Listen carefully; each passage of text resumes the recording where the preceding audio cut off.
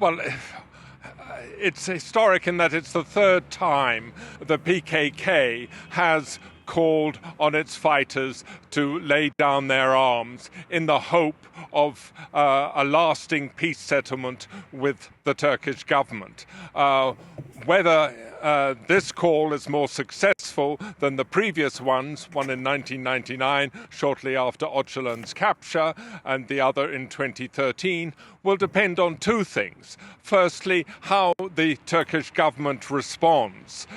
Previously, the PKK took up their arms again because it wasn't satisfied with what the government had offered. It didn't think the government had matched its gesture by delivering what the Kurds want in Turkey.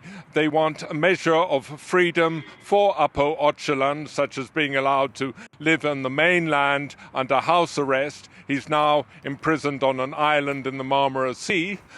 They want a measure of autonomy for the Kurdish-dominated provinces of Turkey, and they also want Kurdish language schooling, mother tongue education, as they call it. In other words, so Kurdish children can go to primary school and high school and be educated in their own language.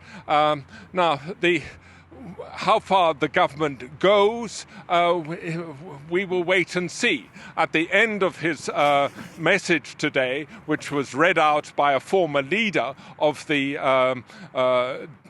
Kurdish party, Pervin Buldan, Öcalan said to Erdogan, "Gather your Congress and make a decision."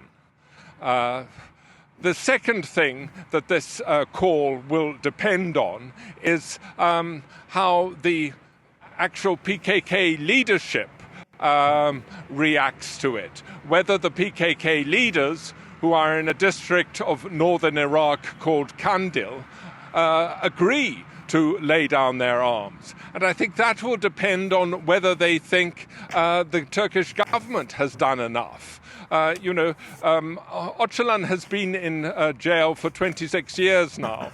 So the PKK leadership has evolved to its own being, its own identity, with its own principles. And the PKK command may not accept Öcalan's call, although he